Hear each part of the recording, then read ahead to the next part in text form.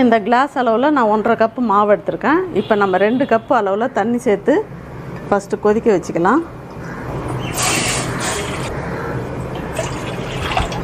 தண்ணி நல்லா ஹீட் ஆகிடுச்சு. இந்த ஸ்டேஜில் ஒரு 1/4 டீஸ்பூன் அளவுக்கு உப்பு சேர்த்துக்கலாம். இப்போ இந்த கொதிக்கிற தண்ணியிலேயே 1 டீஸ்பூன் அளவுக்கு வெண்ணெய் சேர்த்துக்கலாம். இது வந்து கொழுக்கட்டைக்கு நல்ல சாஃப்ட்னஸ் கொடுக்கும். கொழுக்கட்டை செய்கிறதுக்கு அரிசி மாவு எடுத்து வச்சுருக்கோம். இப்போ நம்ம மேல் மாவு ரெடி பண்ணிடலாம். ஃபஸ்ட்டு அடுப்பை நல்லா சிம் பண்ணிவிட்டு இந்த மாவை நம்ம எடுத்து வச்சுருக்கிற மாவை அதில் சேர்த்து நல்லா மிக்ஸ் பண்ணிக்கிட்டே இருக்கணும். கொஞ்சம் கொஞ்சமாக சேர்த்து மிக்ஸ் பண்ணிக்கிட்டே வரணும். கட்டி கட்டியாக இருந்தாலும் பரவாயில்ல. அதுக்கப்புறம் நம்ம கொஞ்சம் ஆறுனதுக்கு அப்புறம் நல்லா பிசைஞ்சோம்னா நல்லா வந்துடும். இப்போ இதை நல்லா மிக்ஸ் பண்ணிட்டோம். ஒரு 5 நிமிஷம் அப்படியே இந்த ஹீட்லேயே இருக்கட்டும். நல்லா மூடி வச்சிடலாம். இப்போ மாவு வந்து ஒரு 5 நிமிஷம் அப்படியே வச்சு எடுத்துருக்கோம். இப்போ நம்ம நல்லா பிசைஞ்சு எடுத்துக்கலாம். அதை கொஞ்சமாக தண்ணி தொட்டு இப்படியே பிசைஞ்சிக்கலாம். இதுக்கு எண்ணெய் சேர்க்கணுன்னு அவசியம் இல்லை. ஏன்னா நம்ம ஆல்ரெடி வெண்ணெய் சேர்த்துருக்கோம். அந்த மாவு ரெடி பண்ணிவிட்டோம். இதை எடுத்து வச்சிடலாம். எள்ளு பூர்ணம் செய்கிறதுக்கு 150 கிராம் கருப்பு எள்ளு எடுத்திருக்கேன். அதை இதை நல்லா ரோஸ்ட் பண்ணி எடுத்துக்கலாம்.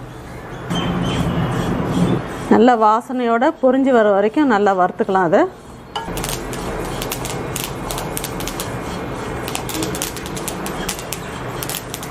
நல்லா இது மாதிரி பொரியணும்.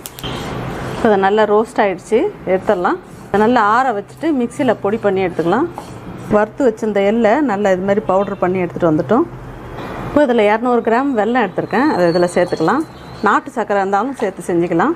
இப்போ இதில் 1/4 கிளாஸ் அளவுக்கு தண்ணி சேர்த்துக்கிட்டா போதும். அதாவது கொஞ்சம் அப்படி தெளிச்சா மாதிரி சேர்த்தா போதும். சேர்த்துட்டு இதை நல்லா மிக்ஸ் பண்ணிக்கலாம். நல்லா இது பாகு மாதிரி நல்லா கரைச்சிக்கிட்டு ஃபில்ட்ரு பண்ணி நம்ம செஞ்சோம்னா தூசுலாம் இருக்காது. வெல்லம் நல்லா கரைஞ்சிட்டு நல்லா கொதிச்சிடுச்சு. இப்போ இதை ஃபில்ட்ரு பண்ணி எடுத்துக்கலாம்.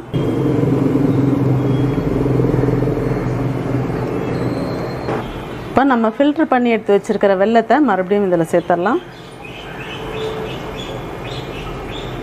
இந்த வெள்ளைப்பாகு வந்து நல்லா கெட்டியாகணும். அது வரைக்கும் கொஞ்சம் நேரம் காய்ச்சிக்கலாம். இந்த ஸ்டேஜில் நம்ம வறுத்து வச்சுருக்கிற கருப்பு எள்ளை இதில் சேர்த்துடலாம். சேர்த்துட்டு நல்லா மிக்ஸ் பண்ணிக்கலாம். இப்போ இதிலே அரை மூடி தேங்காய் திருவுனதை சேர்த்துக்கலாம்.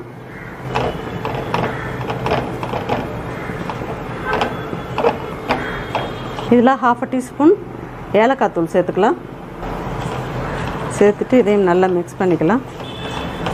எள்ளு பூரணம் ரெடி ஆகிடுச்சு. நல்லா இது மாதிரி சுருண்டு வரணும். இதை ஆற வச்சுட்டு அப்புறம் நம்ம செய்யலாம். இப்போ நம்ம பூரணம் நல்லா ரெடி பண்ணி எடுத்துட்டோம். நல்லா இது மாதிரி பவுடர் ஃபார்மில் வந்துடும் ஆறுனதுக்கு அப்புறம். இப்போ நம்ம கொழுக்கட்டை ரெடி பண்ணிடலாம். மாவு நல்லா ரெடி பண்ணி வச்சதை இப்போ நம்ம கொழுக்கட்டை செஞ்சு எடுத்துக்கலாம். கையில் நல்லா எண்ணெய் அப்ளை பண்ணிக்கணும். மாவை எடுத்துகிட்டு அப்பப்போ மூடி வச்சிடணும். அப்போ தான் காயாத இருக்கும்.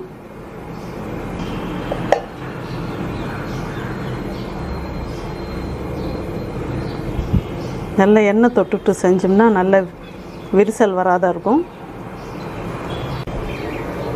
இந்த சொப்பு செய்கிறது வந்து நம்ம ஈவனாக மெல்லிசாக அப்படியே பிடிச்சிக்கிட்டே வரணும். நல்லா அழகாக வந்துடும். நல்லா இந்த மாதிரி விரிசல் வராத வரணும். இப்போ இந்த எள்ளு பூரணத்தை உள்ளே வச்சிடலாம்.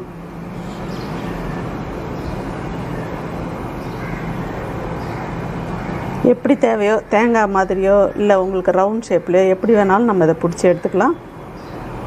இதுலேயே டிசைன் வேணுனாலும் அதை இப்படி ஃபோல்ட் பண்ணி எடுத்துக்கலாம். நல்லா அழகாக ஷேப் பண்ணிட்டோம். இப்போ நம்ம எல்லாத்தையும் இது மாதிரி ரெடி பண்ணி எடுத்துக்கலாம். இது மாதிரி மோல்டு நிறைய இப்போ கிடைக்கிது. அதில் இது மாதிரி நம்ம ஃபஸ்ட்டு எண்ணெய் அப்ளை பண்ணிக்கணும். நல்லா இது மாதிரி ஈவனாக ஃப்ளாட் பண்ணிக்கிட்டு மாவை இதில் வச்சிடணும். இது வந்து ஈஸியாக செய்யக்கூடியது. இப்போ இந்த பூரணத்தை இதில் வச்சிடலாம். வச்சுட்டு அப்படியே க்ளோஸ் பண்ணிவிட்டு அந்த சைடில் அந்த மாவு வந்து அதை அப்படியே எடுத்துடலாம்.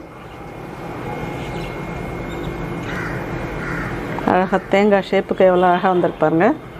இது மாதிரி நம்ம எல்லாத்தையும் ரெடி பண்ணி எடுத்துக்கலாம். இது வந்து மோதகம் செய்யக்கூடிய மோல்டு. இப்போ இதுலேயும் நான் உங்களுக்கு செஞ்சு காட்டுறேன். இதுலேயும் நம்ம எண்ணெய் அப்ளை பண்ணிக்கலாம்.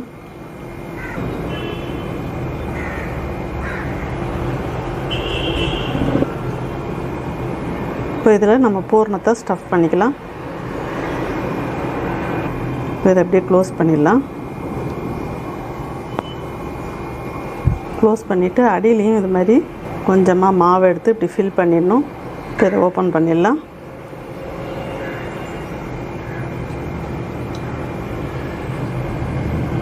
ரொம்ப சூப்பராக வந்திருக்கு பாருங்கள். இந்த மாதிரி சோமாச மோல்டில் செய்கிறதுக்கு நம்ம மாவை வந்து வாழை இலையில் தட்டிக்கலாம். அப்போ தான் உங்களுக்கு நல்ல மெல்லிஸாக ஈவனாக இருக்கும். நல்லா இது மாதிரி மெல்லிஸாக தட்டிக்கலாம். இப்போ இதை எடுத்துகிட்டு இது மாதிரி மோல்டில் வச்சிடலாம்.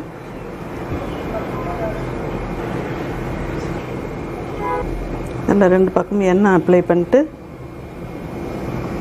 இப்படி ப்ரெஸ் பண்ணிட்டோம்னா நல்லா அழகாக வந்துடும்.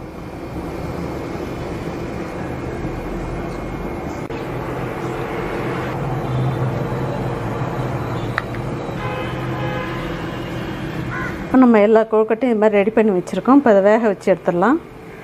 இப்போ இது மாதிரி ஒரு இட்லி பாத்திரம் வச்சுக்கலாம். இதில் தண்ணி ஊற்றி ஆல்ரெடி கொதிச்சிட்ருக்கு. இதில் இது மாதிரி ஒரு வாழை இலையை வச்சிடலாம். இதில் வந்து நம்ம நல்லா எண்ணெய் தடவிக்கணும். அப்போ தான் உங்களுக்கு எடுக்கிறதுக்கு ஈஸியாக இருக்கும். இப்போ எல்லா கொழுக்கட்டையும் எடுத்து இது மாதிரி வேக வச்சிடலாம்.